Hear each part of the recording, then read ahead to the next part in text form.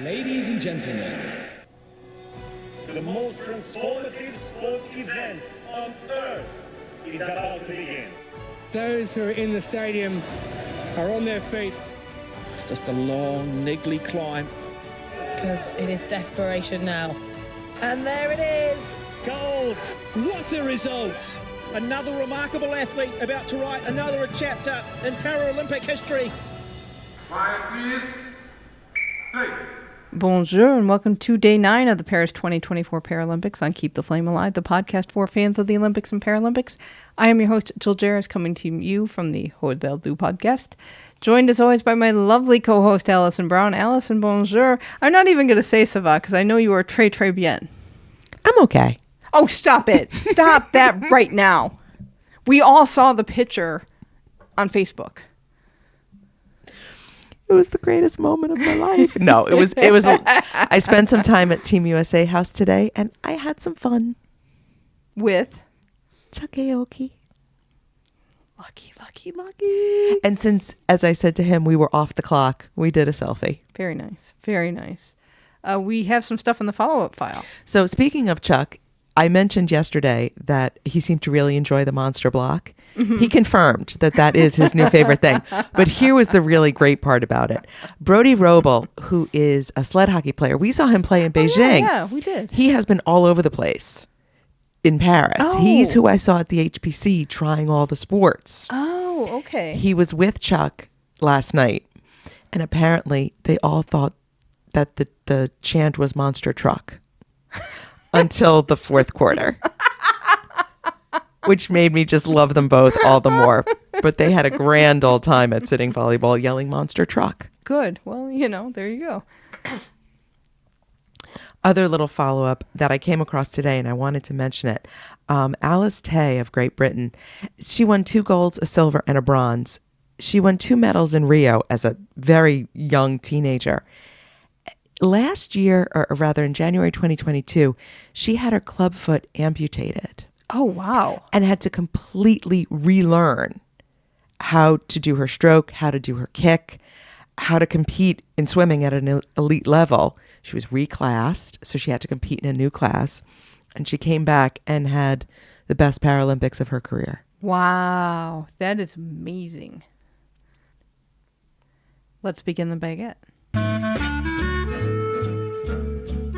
All right, you went to. I just want to know what happened. Okay, Team so USA. I went because wait, you went to Team USA house at a better time than I did because I was there like 1:00 to maybe 2:30, and you went later because the athletes were available later. Correct. So we have some tape from Olivia Chambers and Liana Mutia, who spent some time with me, and then when I was done, I said to our USOPC woman, "Can I just take a walk around?" And she said the most dangerous words anyone says to me. Stay as long as you like. Oh, wow. That was lucky. So I said, okay. So the festivities really get started at 6:00. Oh. That's when they bring out the food. That's when the waiters with hot plates start walking around. That's when the program starts. So athletes are there giving their people the order of Icos. I apologize. I'm not entirely sure.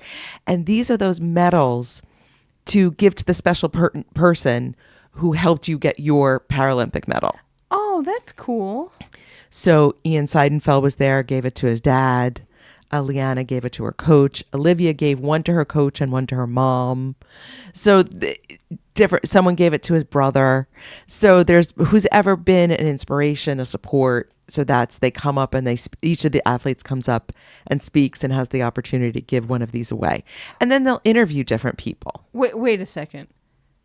Procter & Gamble's still a sponsor, right? Of this, it was actually Michelob Ultra. No, because I would think you'd need puffs on every table. You would need puffs on every table, which they did not provide. Instead, Michelob Ultra sponsors this part of the program. So they just want us crying in your beer? Apparently. So at the end of each presentation, they take a photo of the athlete, their person, and the host of this little part of the program, whose name I did not catch, toasting with the beer. And then the whole back of the platform lights up in red, white, and blue. So it makes a fantastic picture. The big screens are on with all the evening events. And when an American races, everything stops. The sound on the TV goes on. And it's the American broadcast. So I got to watch American TV in English, which was pretty cool. I didn't realize how much I missed knowing what was going on. And then, even if American medals, the horn goes off and the lights in the room start flashing. You know, gold, silver, bronze doesn't matter if they win a game. So when I first got there, the American women were playing wheelchair basketball. They won their semi. Spoiler alert, they won their semi. And when they won, the horn and the flashing lights went off. Cool. So I kept trying to leave. I really kept trying to go to fencing. But I kept talking to people, as I am wont to do. So I spoke to Leo Merle's family. He's running tomorrow in the 1500. Hi, Merle family. Because the mom said to me, "Don't I know you?" Oh. Which, as I've said to you, happens to me all the time. People around the world think they know me. I don't know. I must have been like a Borg and was cloned at some point. There are many of me. But then, of course, we got into a whole conversation. I spoke to Ariel Middleton's mom because she was getting interviewed and poor mom looked exhausted. And I said, "Has anybody asked you how you are doing?" And she's like, "No, thank you." Aww. She's like, "I took a little nap in the green room." Because she's only 16. Oh, so mom's got to be there. Mom not only has to be there, mom actually has to do stuff. You know, right. She has to be the responsible adult. Talked to Chuck, which was so much fun. He's so gracious to me. And I am like the most ridiculous fangirl, and he's so kind. Brody and I had a whole conversation about all the things he's been doing around Paris. And he gave me a special pin, which I'm not supposed to talk about. Oh. But I'm going to tell you anyway. He gave me one of the goat pins. I know. I hope I didn't blow your cover, Brody. Yeah. I had a conversation with Tyler Marin, who has been USA Gold Ball for 5 Paralympics. He is definitely, absolutely, without a doubt, retiring. Or so he Long says. career. Well. No, I think this is really it. But he did tell me something very funny about our Callahan Young. Apparently, Callahan sometimes goes a bit rogue during interviews. Oh yeah, he totally will go rogue. I love Callahan. So there's usually somebody monitoring him when he's around the press, which I thought was fantastic and true because he says what he says. Mm-hmm. There's no artifice. Which is why we love him. Right. I was in the elevator with Oksana Masters, and I did get a chance to say to her something that we talked about last night. Mm-hmm. You know, I said, of course, congratulations. And I said, every single time you look shocked. I said, do you not understand how amazing you are? And she just said, I am shocked. I am truly shocked every single time. Wow. She does not understand how amazing she is. And then this was the other funny part. She was scolding her handler because she had that one stray hair that'll fall into your forehead. Yeah, you know, it's always. And she had been on camera. And she's like, "Oh, how could you not tell me how funny I looked?" And I just looked at her, and you know what's going to come out of my mouth. I'm like, Oksana Masters, you are gorgeous. Just stop right now. But that's not how that's not how she sees herself. No. She also loves a good arugula and ham pizza. They were bringing pizza. She and her people were enjoying their pizza and beer. So you'll be happy to know Oksana Masters is appropriately celebrating her success. Went into the store, 40% off. Oh, really? Yeah, but the problem is the T-shirts were 72 euros. Oh my gosh. So there's T-shirts that you've seen a lot of the American athletes interview in, sort of turquoise with that funky lettering. Mm-hmm. It's a T-shirt. Wow. 72 euros. Wow. Even at 40% off. That's still That's expensive. too many euros for a T-shirt. The blue sweatsuits you see everybody in, this jacket, 141 euros for the jacket. See, part of me went, "Oh, that sounds okay," and then I realized, "Oh, I'm just thinking in Ralph Lauren dollars now." Right, but it is very soft. Michael Johnson was there. He was not wearing gold shoes.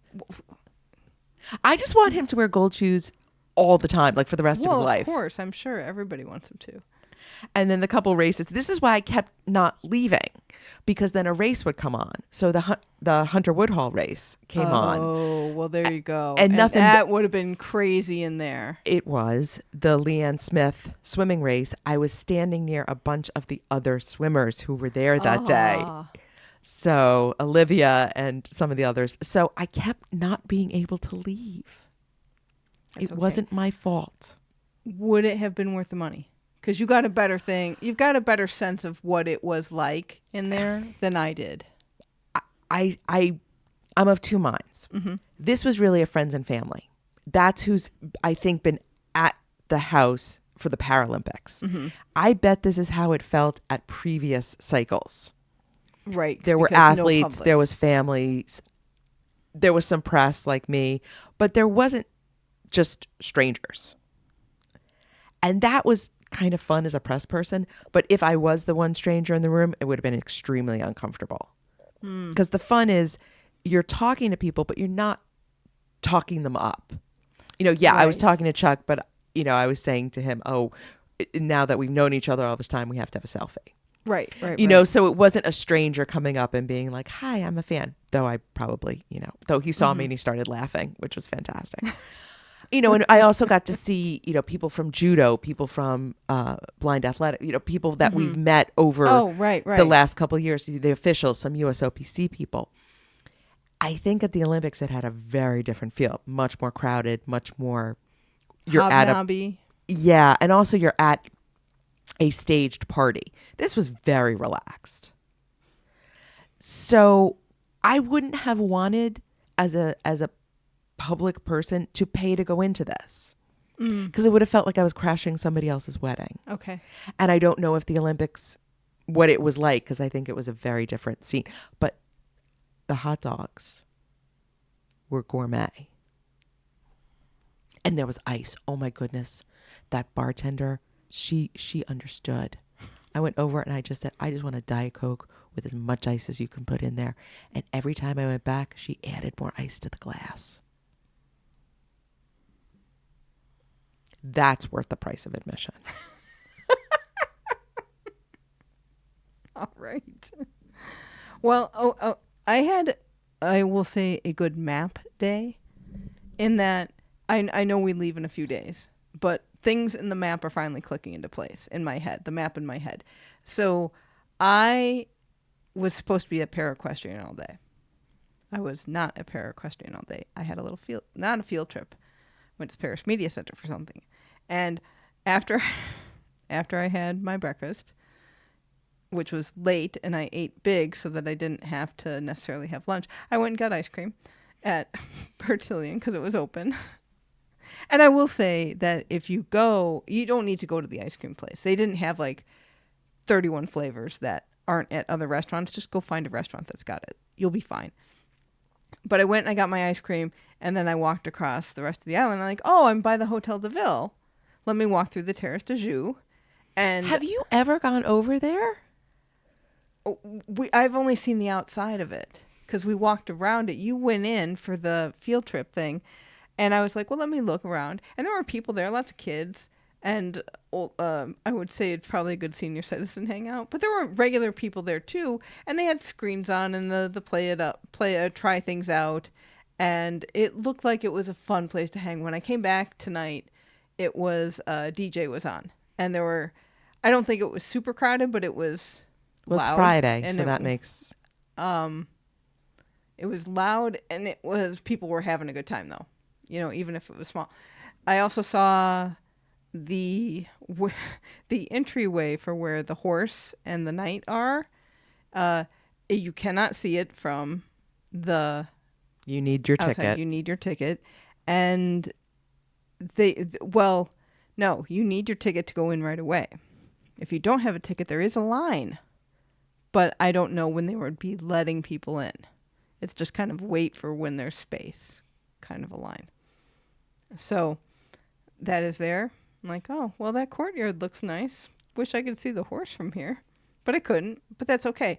And then I was going to the Paris Media Center, and then it clicked that the Hotel de Ville was where we picked up our Paris Media Center credentials, and I knew how to walk. And then it was like, oh, here's all this stuff we saw like right in the beginning of the trip.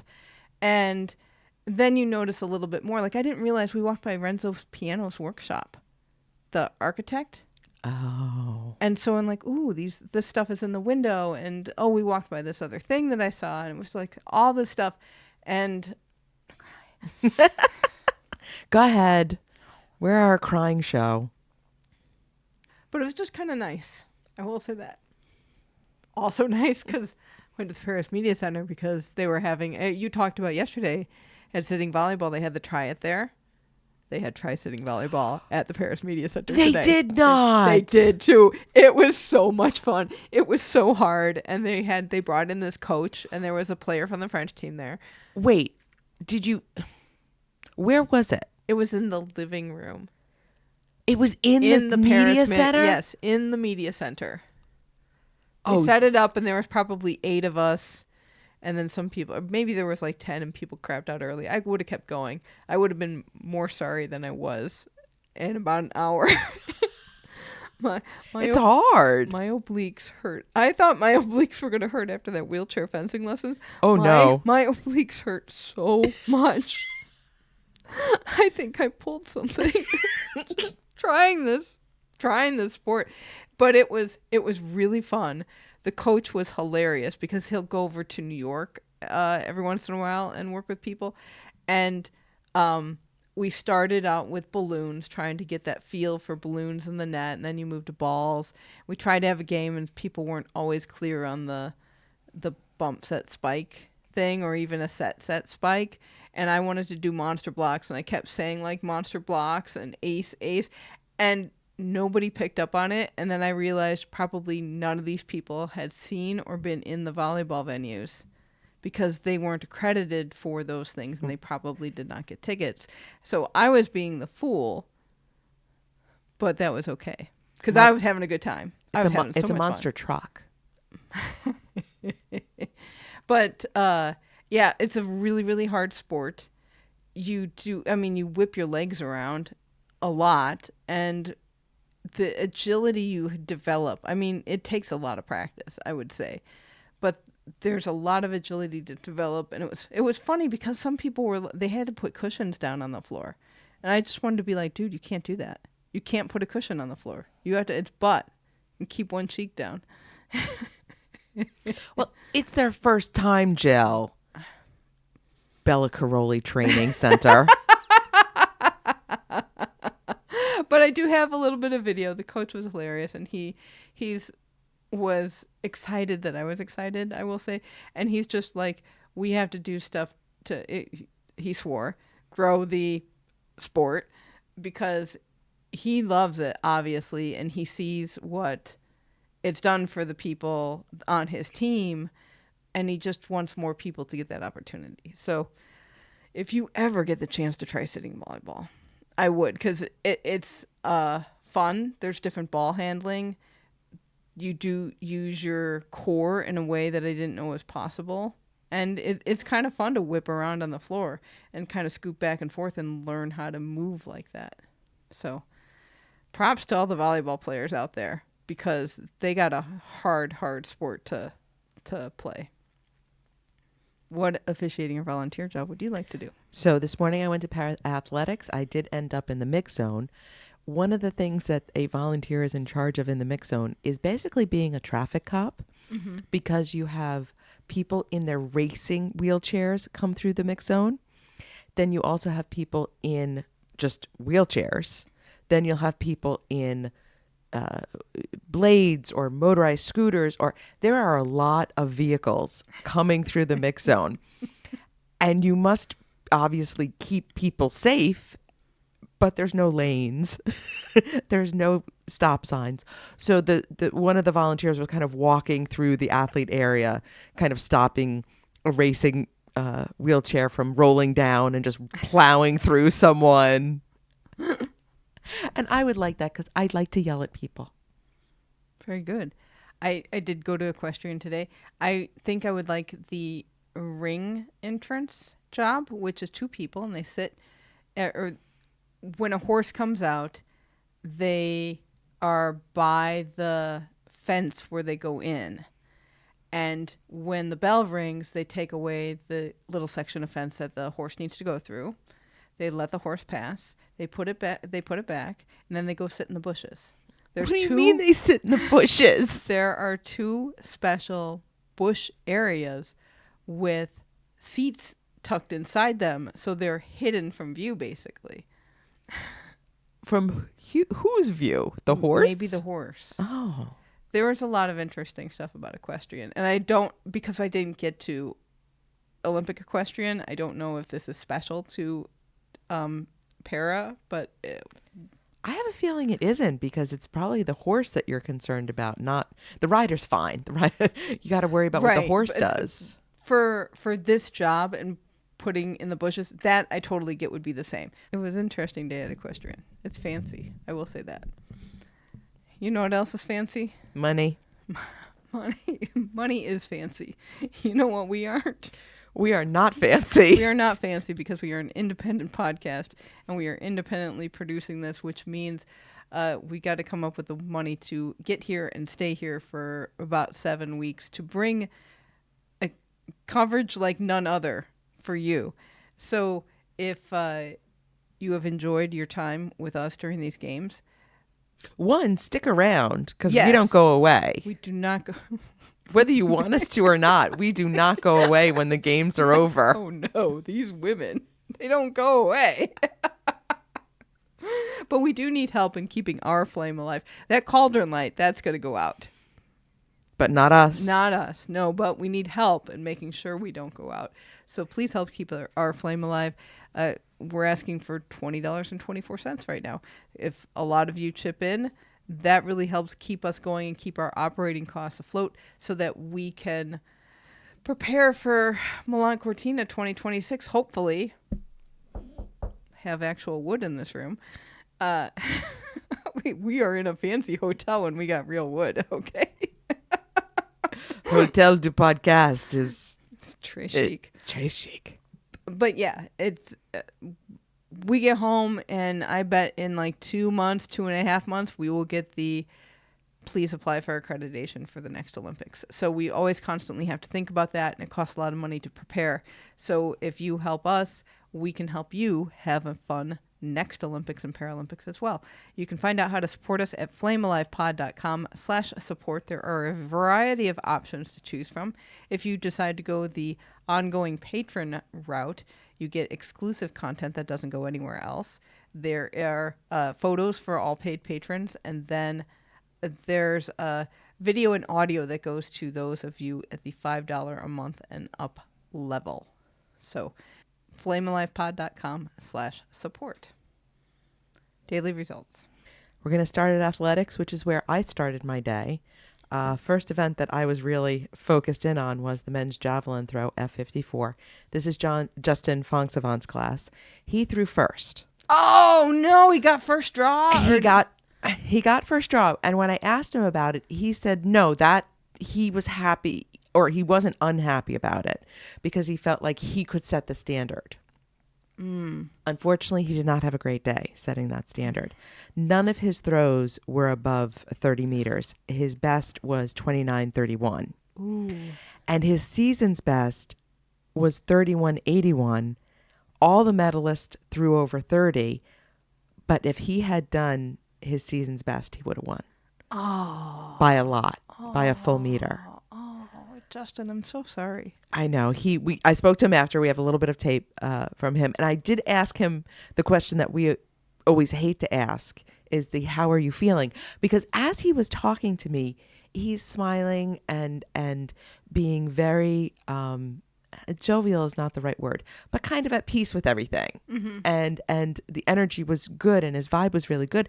And finally, I just said to him, Justin, how are you feeling in your soul? And he said shattered. And I said, okay, now, because I wasn't sure if he was just not absorbing. He absorbed. He absorbed. So gold went to Ivan Ravenko from Neutral Paralympic Athletes with a personal best.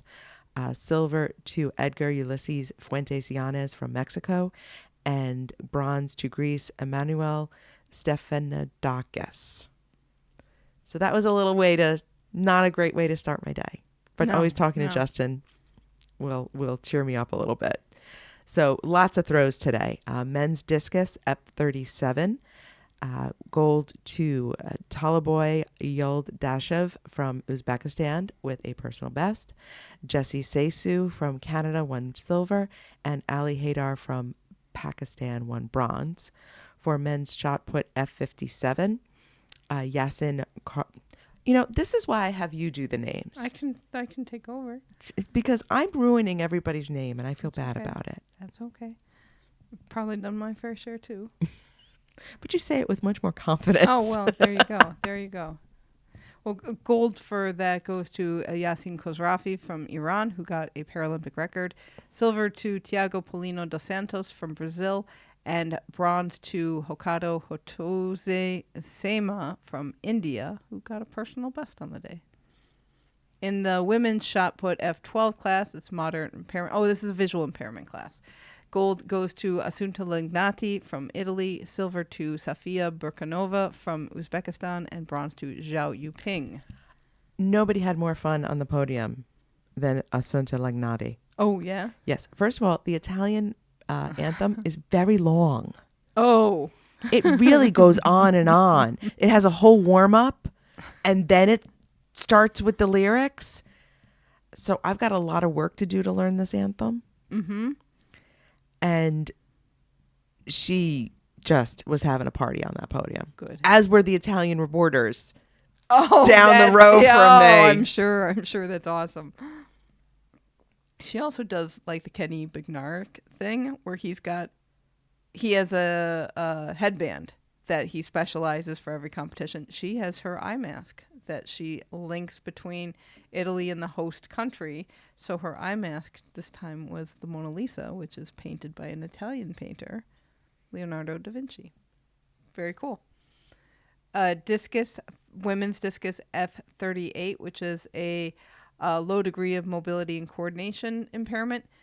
Gold goes to South Africa's Simone Kruger, who got a Paralympic record. Silver to Li Ying Li from China, who got a Paralympic record as well. This must be a combined class. And bronze to Jamara Saldariga Hernandez from Colombia. And in the women's javelin F46, that's moderately affected on one side of the upper body. Gold goes to Nibis Daniela Morillo Gil from Venezuela with a Paralympic record. Silver to Shinankan Yigitalieva from Uzbekistan, and bronze to Holly Arnold from Great Britain.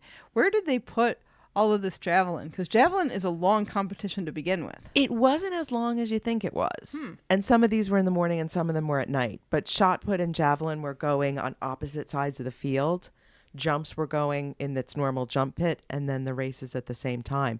Sometimes they even had not multiple javelins, but they sort of had two throw areas on one side. So you could, in theory, have three throws going at once. Though I only saw, in my session, there was only one going at any one time. Oh, okay. Because with the night session I was at, No, I was at a morning session. It was shot put and javelin and discus going on at the same time. We didn't have all four going, but it gets wild. It was wild. It felt wilder than the Olympic sessions. Mm-hmm. And I don't know why that was. It could have just been that there were more events happening, or it could just be that I was trying to focus on a lot of different things. There you go. We had a lot of long jump as well. In the women's T47, which is an arm impairment, gold goes to Chiara Rodriguez from Ecuador with a Paralympic record. And then we have a couple of personal bests from Petra Luderon from Hungary and Björk Noremark from Denmark, who won the silver and bronze, respectively. In the women's long jump T20 intellectual impairment class, gold goes to Chiara Rodriguez from Ecuador. So for the women's long jump T20, this is an intellectual impairment class. Gold goes to Karolina Kucharczyk from Poland. Zalady Cassiano da Silva from Brazil won silver. And Fatma Damla Altan from Turkey won the bronze. And then we had the men's high jump T64 class. It's absence of one leg below the knee. Gold goes to Kumar Praveen from India. Silver goes to Derek Loxodent from the U.S., who got a Paralympic record for the T64 class. Bronze is tied. We have one going to Timburik Gyazan from Uzbekistan, who got a personal best in the T44 class. And then Maciej Lepiado from Poland won the other bronze. This was going on while I was in the mix zone. Oh. And Derek Loxodent passed on a couple of heights and then missed. And then he had to hit this jump. And Justin and Kristen Gowdy from USLPC and Justin's track and field guy were there. And we all stopped what we were doing, watched it. And then we made a little scene in the mix zone because we were so excited about this. That's always fun. Moving over to the track, we have the women's 100 T64 class, absence of one leg below the knee. Gold goes to Fleur Young from Netherlands. She's having a good meet. So is Netherlands. Yeah. Oh, my gosh. They sweat the podium. So the silver went to Kimberly Alkamade and bronze to Marlene van Ganswinkel. All of them are having good meets. In the women's 1500 T20 class, it's an intellectual impairment. Gold to Pola's Barbara Beganowska-Zayak from, Poland. And silver goes to Ludmila Danilina from Ukraine, who got a personal best. And bronze goes to Antonia Kelis da Silva Barros from Brazil. Beganowska is a four-peat. What? This is her fourth time. She also has a gold from Sydney in the 800 meters in this class. In the men's 100 meter T51 class, which is a wheelchair class, gold goes to Cody Forney from Canada, who got a Paralympic record. Silver to Peter Genin from Belgium, and bronze to Toni Pispanen from Finland. His second medal of the games. Oh, man.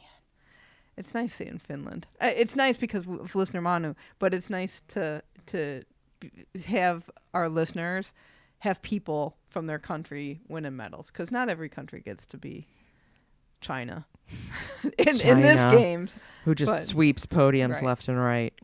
In another wheelchair class for the men's 100 meters, gold goes to Maxime Carabin from Belgium, silver to Marcus Paranau Daly from Great Britain, and bronze to Sato Tomoki from Brazil. And I want to point out, I got to see these guys come through the mix zone. Those racing wheelchairs are wild up close. Mm-hmm. First of all, they're very bouncy. You know, we've talked about the bounce. Yeah. But when they're just riding around, you know, tooling about, they're bouncing.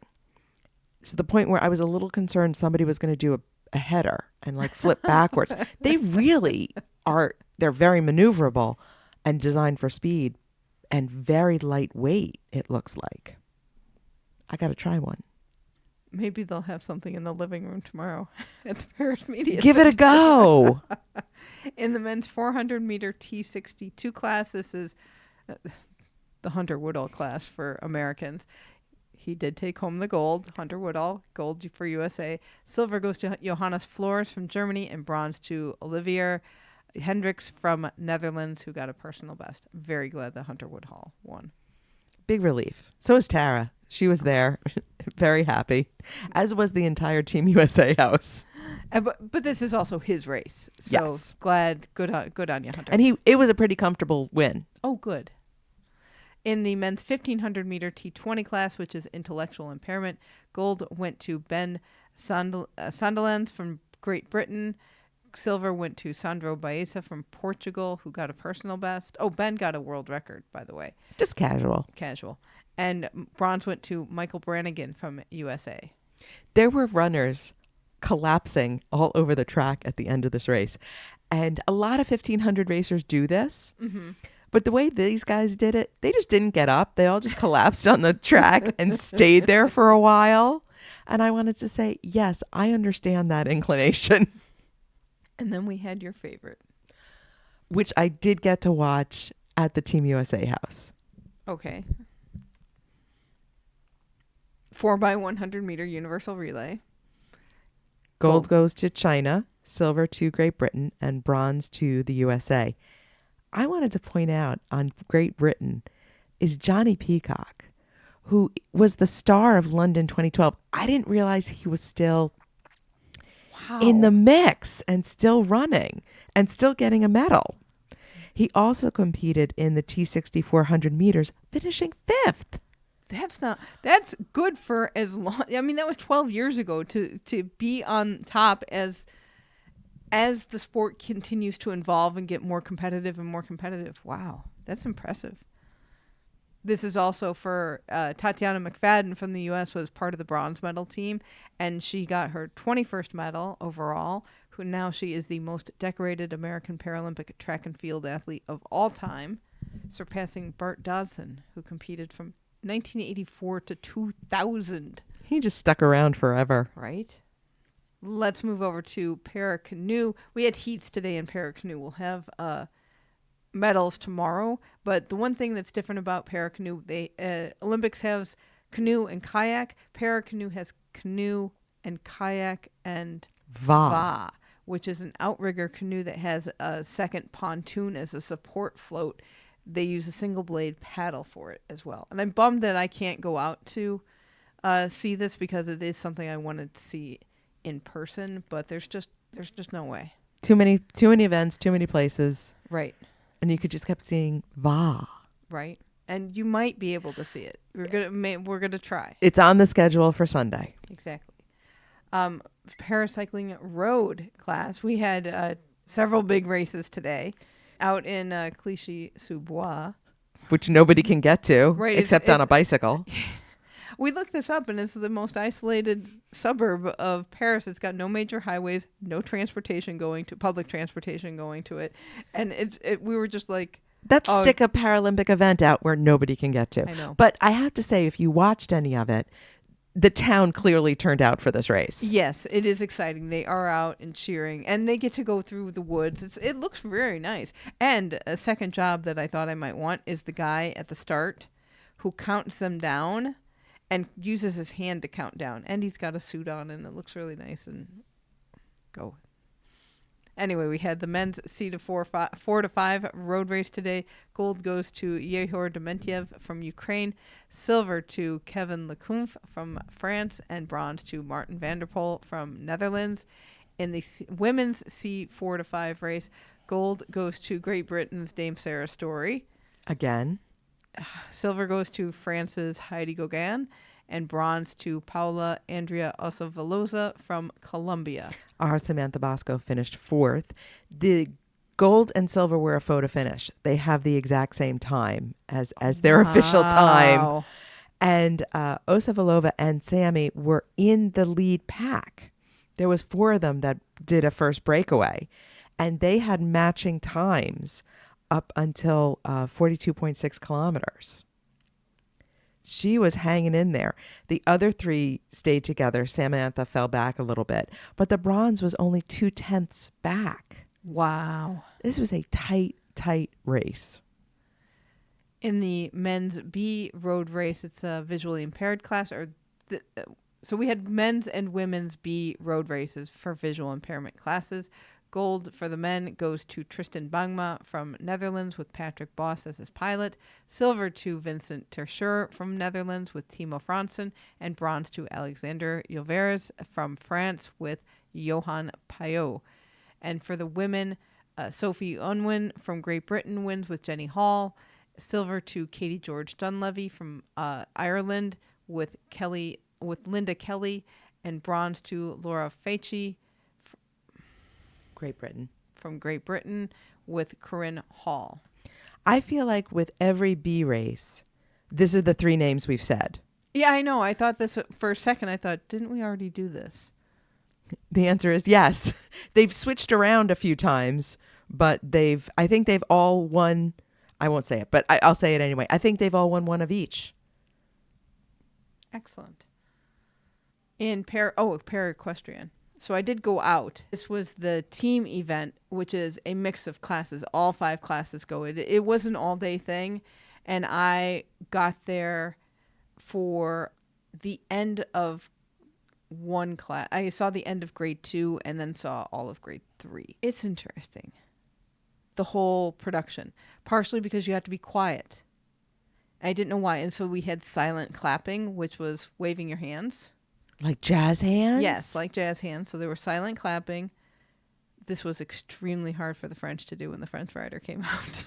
There was a slight bit of cheering and some shushing going on from other people in the audience. They do have companion horses for some riders. Don't quite know when a horse wants a companion horse, but that's something that's going on the list because it's interesting to see that they need their buddy, and their buddy doesn't always stand in the same place. Sometimes it will be on one side of the ring, sometimes it will be on the other side. They're always outside of the ring, and there's always a handler and a couple other people around, but the companion horse can be there. There's music going on. It is very soft, so you don't hear it because it's got to be quiet so the horses don't get startled. And I will say a lot of school children were there, and I could hear those school children from outside. They were outside the stadium. I totally heard them. I don't know how those horses did not get spooked by those kids. Because school kids are scary. The music was very soft, and in the past, the National Paralympic Committee has picked the music for their team, but Paris 2024 has put all the music together, which when I got there sounded vaguely okay. So when I get there, and I've been to Versailles before, so I get to Versailles and I go in the same way I went before, because I was getting instructions to the back where the media entrance is, but let me be quite honest, I was very afraid of going to the back or trying to navigate, because it wasn't a TC bus or wasn't anything else.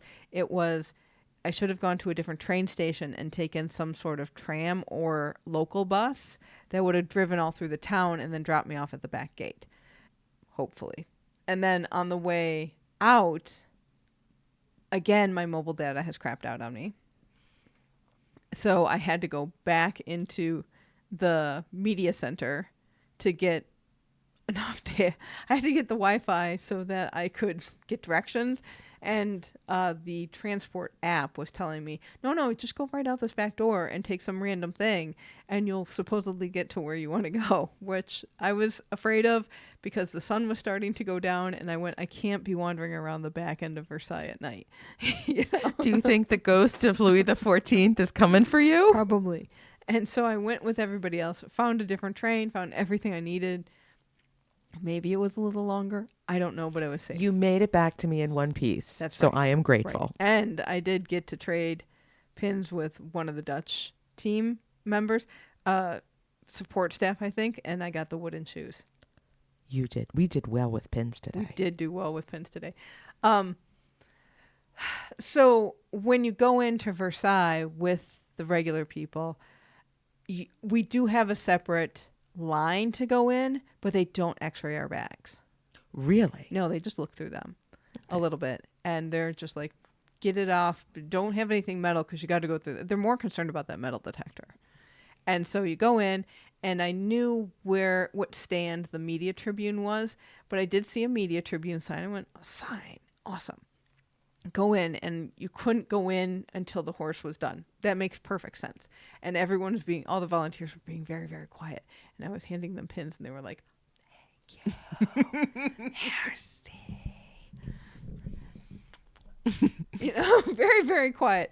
And then they directed me to the Media Tribune, and it was the accessible Media Tribune because it was a table right in front.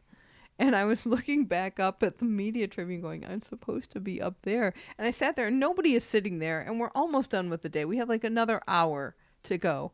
And I thought, I don't really feel comfortable spreading my stuff out here, even though I'm close. I also kind of wanted the higher up perspective. So I did haul myself up to the main press tribune, which of course not many people were sitting at this point.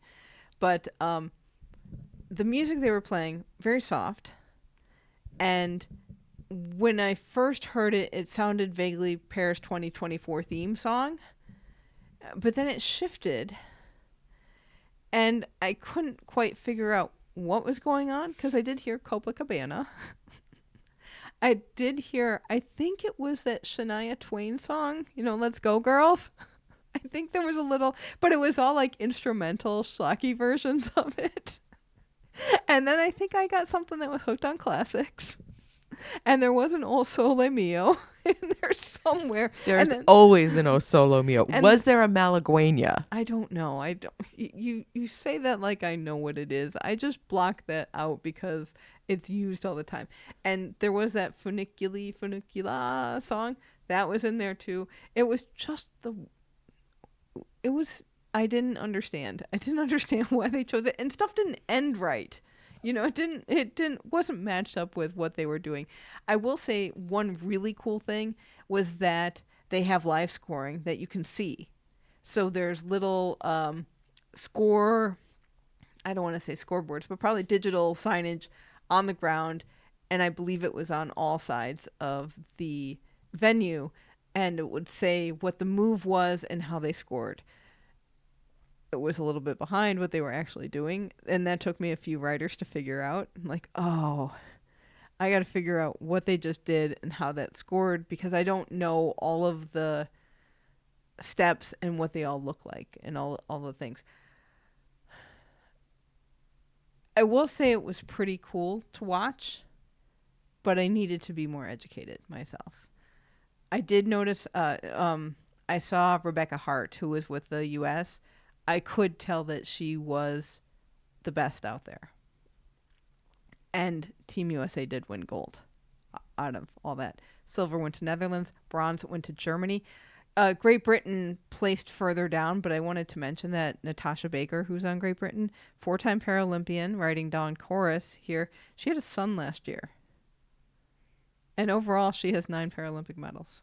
She's a force to be reckoned with. And she's got a horse. Right. And then Rebecca Hart has a new horse this year. Yes. And this is her 5th straight Paralympics.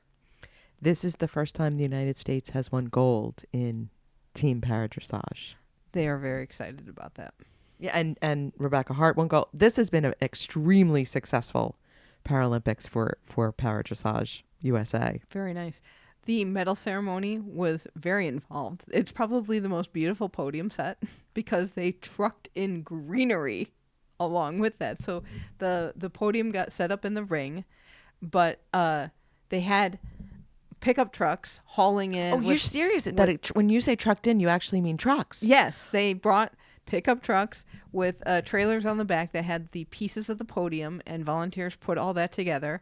And the beds of the trucks were full of ferns and topiary that they dressed the whole podium area with to look. It looked beautiful. I think that's the equestrian. Yes. Like that's the tradition in equestrian. Yes. So of course you're going to have it at the Paralympics. So they have the area is there's some groomed grass and flowers. It's very, very lovely to look at. And it's not just a dirt track. They really put effort in doing. The judges sit in little gazebos. It's nice. And then the volunteers hide in the bushes. That's right. Some of the medalists had really blinged out hats during the ceremony. During the ceremony, not during competition. Not during competition, because I noticed it and I went, wait a second, I didn't see any of this in competition, I don't think. But I don't know what the story was behind it. I'm just like, well, you brought out bling, or did you add it? Do you have a special helmet that's your medal helmet? I don't know. But maybe it's part of their kit. It was fun. Moving over to para-judo. We had men's up to 73 kilogram class in the J1, which is a higher degree of impairment, to J2.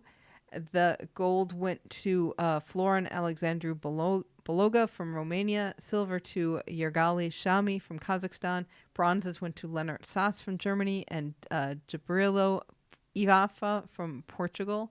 In the J2 version of this, gold went to Seita Yujiro from Japan, silver to Georgi Galdani from Georgia, bronzes to Uchkun Karabanev and from Uzbekistan and Osvaldas Barikis from Lithuania.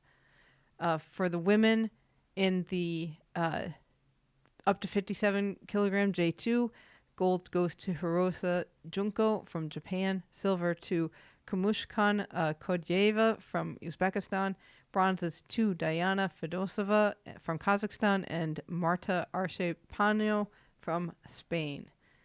In the up to 70 kilograms J1 for the women, gold to China's Liu Li, silver to Brenda Sousa de Freitas from Brazil, bronzes to Teodora Pasliadou from Greece, and Nicolina Perenheim-Goodrich from Sweden. And in the women's J2 class for the same weight, gold goes to Alana Martinez Maldonado from Brazil, Wan Hui from China wins silver, and bronzes to Ogawa Kazusa from Japan, and Kaldani Ina from Georgia. Can you do powerlifting, please? Yeah, absolutely. So powerlifting started today. We have men's up to 72 kilograms. Gold to Bani Banyan Gustan from Malaysia with a world record. Silver to Hu Peng from China. And bronze to Donato Telesca from Italy.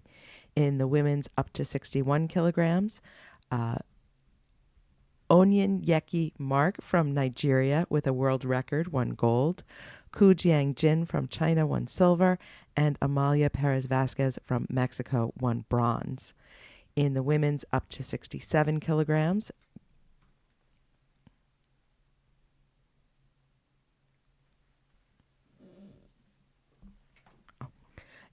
the gold goes to Tan Yu Jiao from China with a world record, silver to Eliane Fatma from Egypt, and bronze to Maria de Fatima Costa de Castro from Brazil.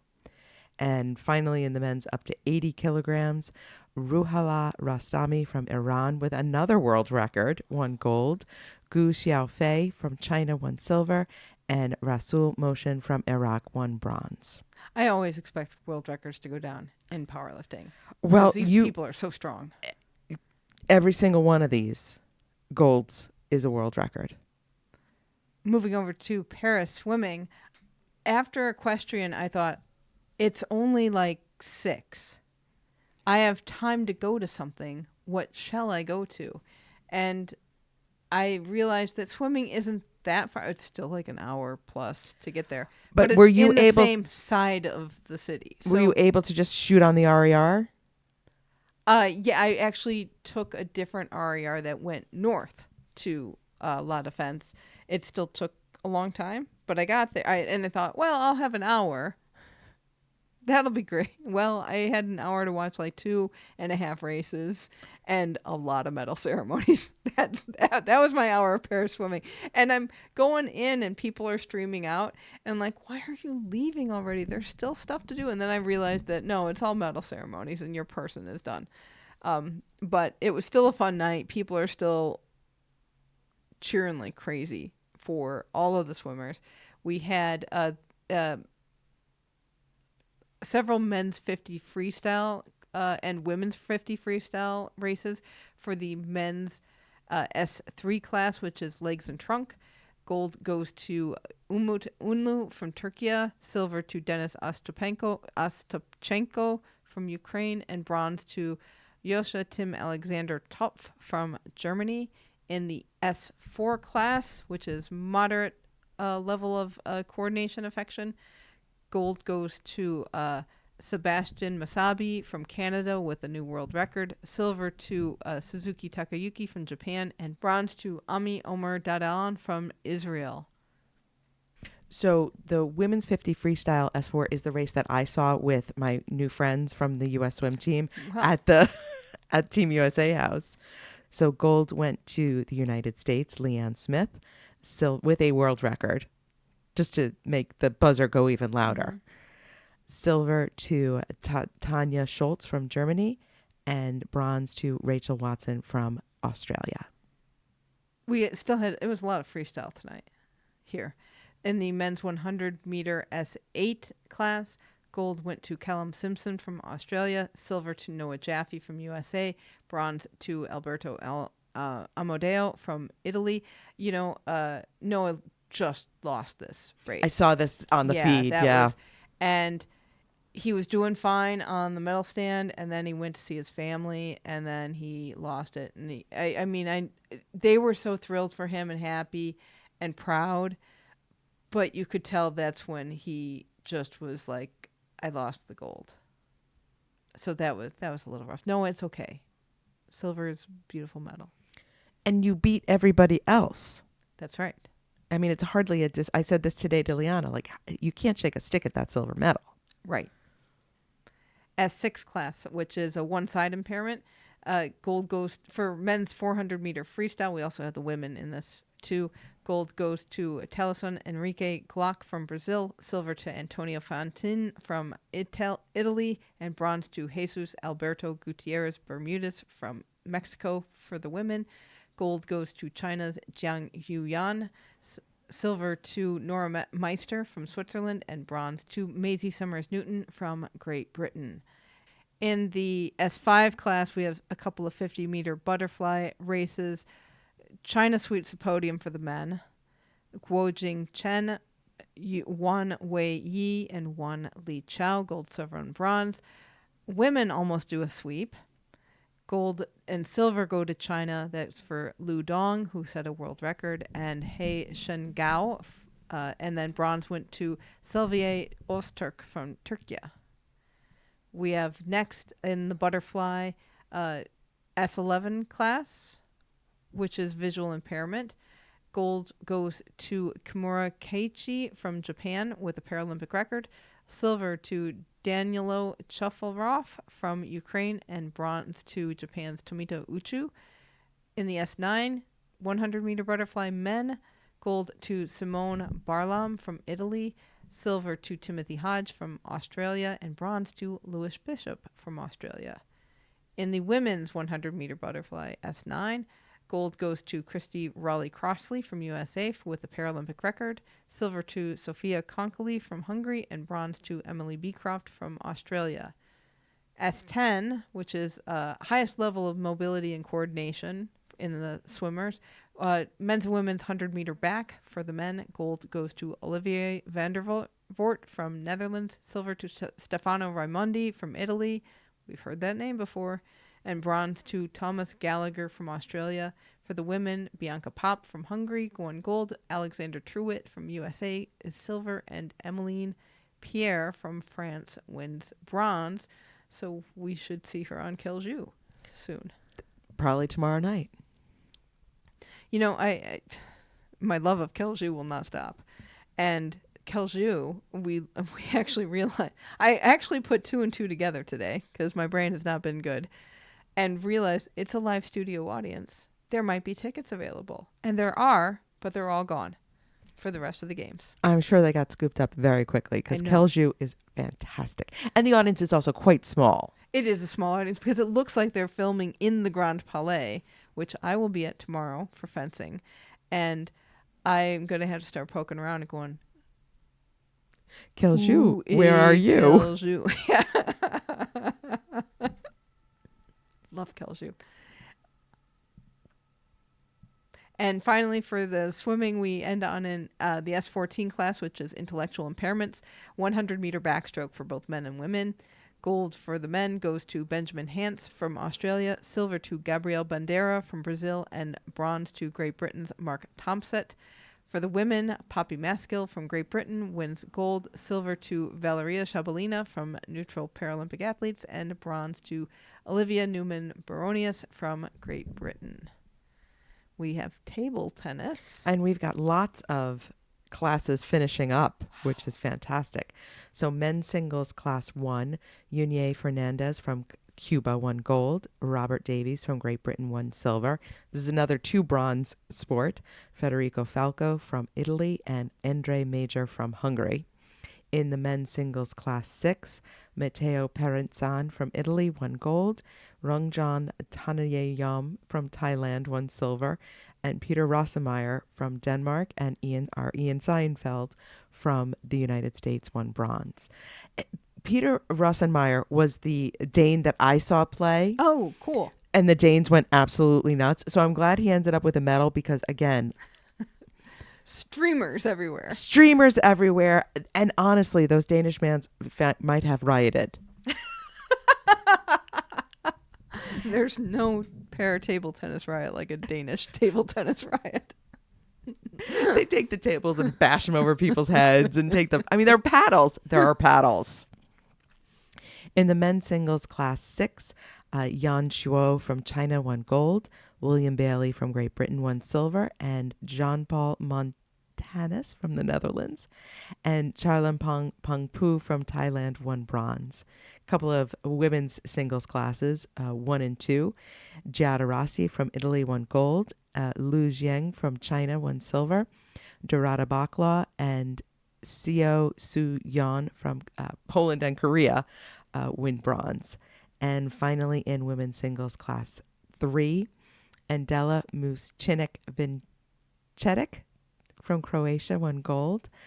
Yun Jiu from Korea won silver, and bronzes to Carlotta Ragazzini from Italy and Xu Xuan from China. Sitting volleyball is going to end. The men's tournament ended tonight, and they did have this on for a little while. Okay. And so I got to see some of it, and man, was that gold medal match getting a little chippy. Was it really? There was a lot of call questioning and very animated call questioning. Well, looking at the teams, we have Bosnia and Herzegovina and Iran. I'm sure they are very, very animated teams, both of them. So in the bronze medal match first, Germany lost to Egypt 3-2. Wow. That went all the way. We haven't seen too many. No, it's been like 3-0, 3-1, but not 3-2. Wow. So, and then in the gold medal match, Iran defended its gold medal, beating Bosnia-Herzegovina 3-1. So we have Iran with the gold, Bosnia-Herzegovina with the silver, and Egypt with the bronze. In wheelchair basketball, we had some men's classification games. In the 7th and 8th place game, Spain beat France 72-57. In the 5 and 6th game, Australia beat Netherlands 82-75. Then we had women's semifinals. USA eked out a win over China 50-47. This one was a tough game for US. They were down at halftime, and they had a strong third quarter, and that was it that turned the tide. They will face Netherlands, so it's going to be a repeat of Tokyo. Netherlands beat Canada 72-61. Wheelchair fencing, it was épée day today. In the women's épée category A, gold goes to Chen Huaodong from China. Gold goes to forget that. Well, it's an edit anyway. In the women's épée category A, gold goes to Chen Huandong from China, silver to Kwon Hyo Kyung from Korea, and bronze to Gu Haiyan from China. In category B, which is our Ellen Geddes' category, gold went to Saisuni Jana from Thailand, who won in foil. This is, I think, number 3. Yeah, because it's interesting because in wheelchair fencing, a lot of athletes do multiple weapons, and you don't really see that. There's in no able-bodied. multiple fencing in Olympics. Yeah, so I'm curious to know how long that goes on, but I'm sure because it's a small sport, it's easy to switch over. Silver and this went to Kang Su, and bronze went from China, and bronze went to Olena Fedota Isayeva from Ukraine. Ellen placed 10th. In the men's épée category A, gold to Sung Gang from China, silver to Piers Gilliver from Great Britain, and bronze to Hakan Akaye from Turkey. And for category B for the men, Dimiter Kotya from Great Britain won gold. Visit Kingman Na from Thailand won silver.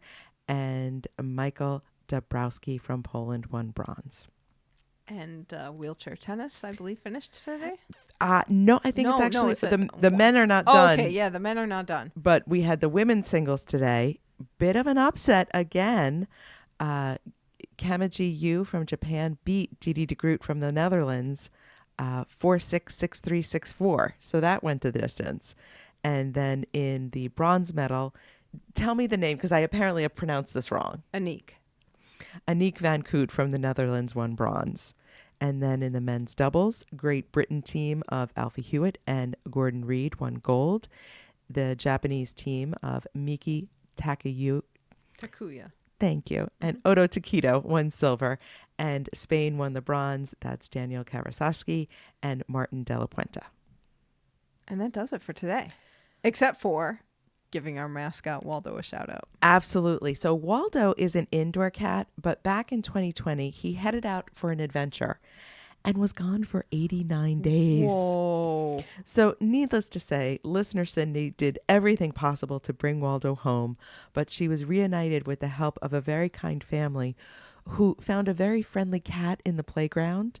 And apparently the woman remembered seeing all the signs and dug through her emails and Facebook to find Cindy. So they were reunited.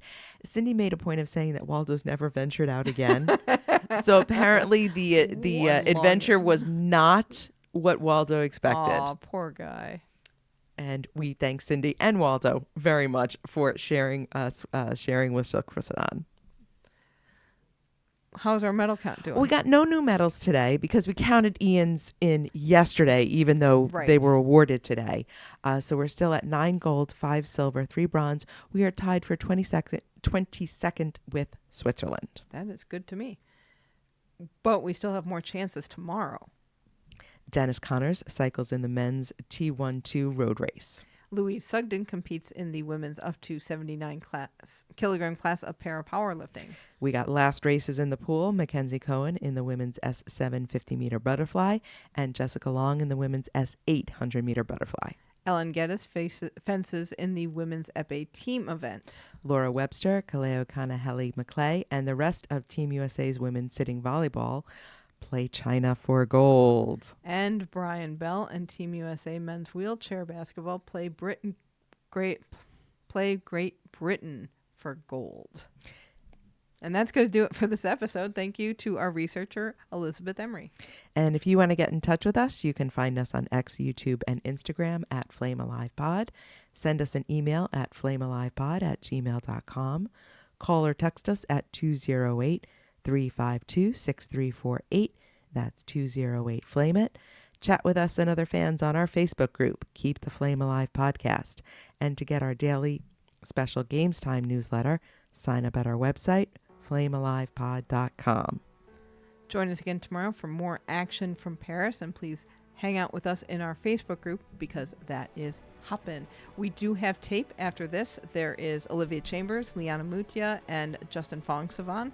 So look forward to all of that coming to you, and look forward to us tomorrow. So please join us then, and in the meantime, keep the flame alive.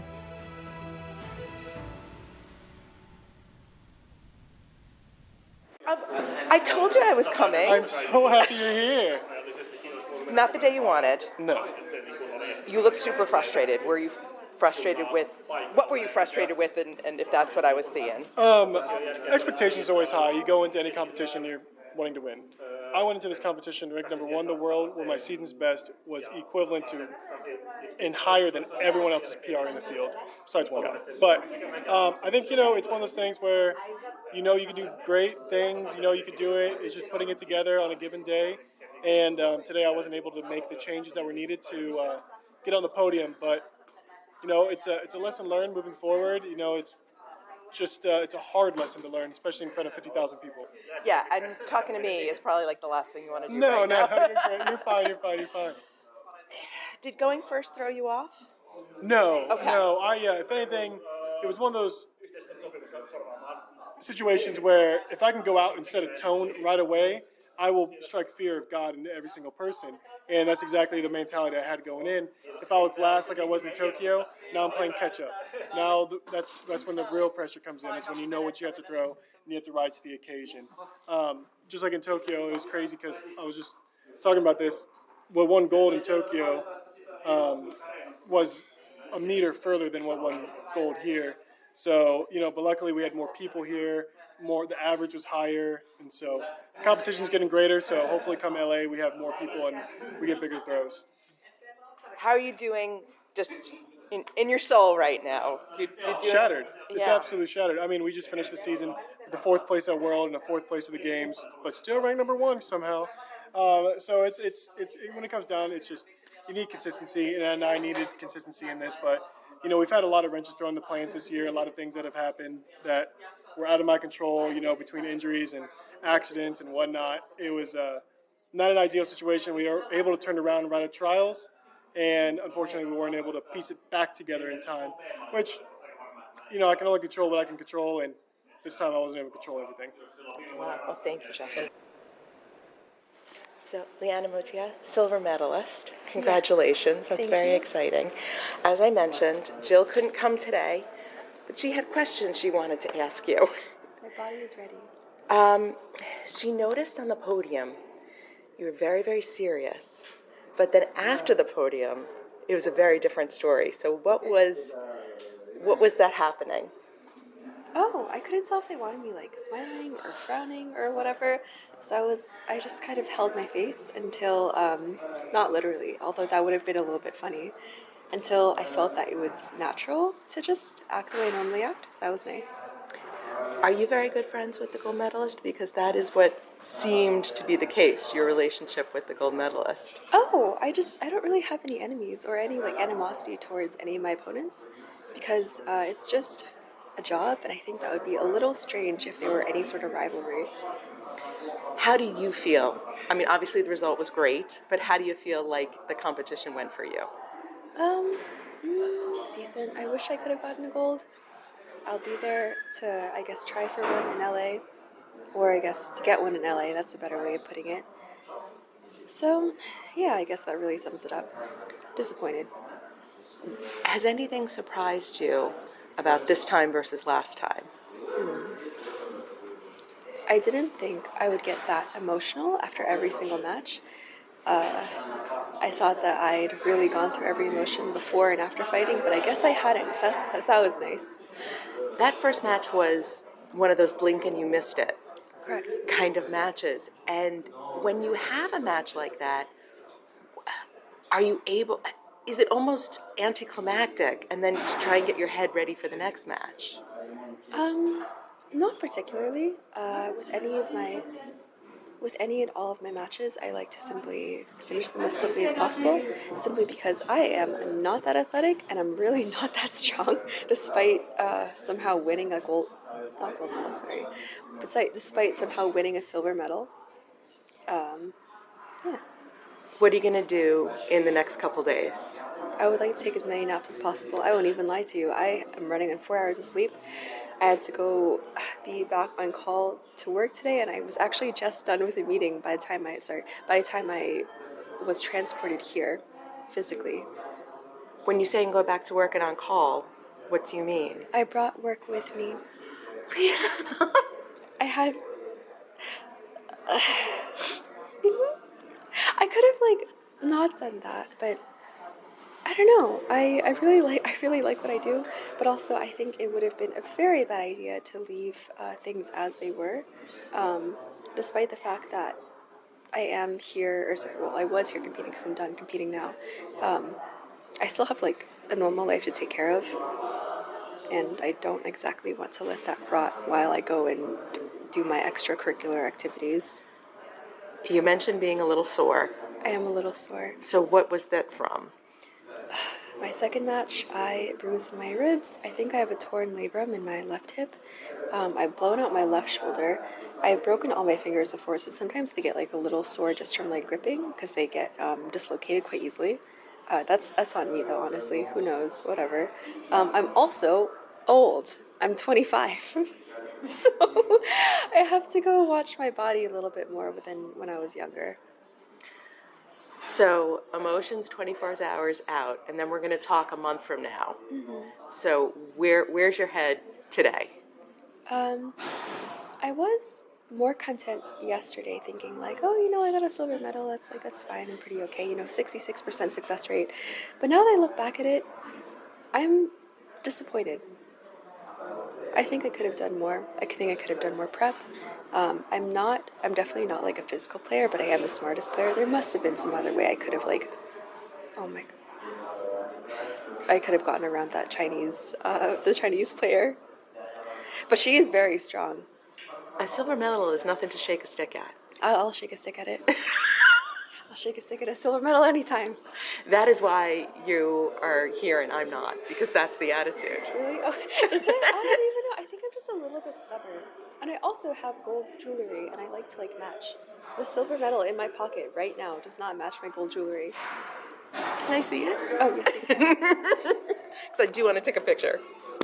It is so heavy. Do you want to hold it? Do you mind? I don't mind at all. Jill is going to be so jealous because Jill said the silver is the most beautiful of all. The way that the silver and the iron Yeah, I see what combined. Okay, I'm going to take a quick picture and I'm going to say thank you. Okay, Olivia Chambers, multi-Paralympic medalist. The results are great, but how do you feel like you swam? Are you happy with how you performed? Yeah, I'm really happy with how I performed. Getting best times, and honestly, all except for one of my events is really incredible, and you can't be mad about that. So yeah, I'm really happy with how I performed. I didn't go into it with many expectations. I just wanted to have fun, and that went well. How were the expectations versus the reality in terms of what it was like being here? I in the village and stuff. Or just with the competition in the village, anything that seemed very different than what you anticipated. Yeah, I did not expect that many people to be in the stands. Definitely, it's super cool to have that many people come and support para swimming, but definitely the first time I walked out, I was like, whoa, there's a big crowd out there, so that was definitely something that I had to adjust to. What kind of adjustments do you need to make in that situation? Just knowing that it's going to be loud and that it's going to be an exciting atmosphere, and to just take it all in. What's been your favorite moments of the competition as opposed to the village? My Besides favorite winning. moments. Just getting to watch all my other teammates compete in the pool, and to just really take in all 10 days of competition, because there's a lot that happens, and just to celebrate with others and celebrate your own wins is exciting. I'm going to ask you this question probably 2 months from now. Okay. We're going to try and chat again, but where is your head at now in terms of what happens next, what happens in the immediate future? What does it look like for Olivia? Yeah, I'm going back home and starting my senior year of college, so definitely looking forward to that and getting to do all the fun things with my teammates there. And so I do have the college season coming up. I'll take a couple of weeks off, but get right back into college season and short course training. I kind of switch up the events a little, so that's exciting, and just to have a lot of fun there as my last year. Okay, that was everything. Great, Right, thank you.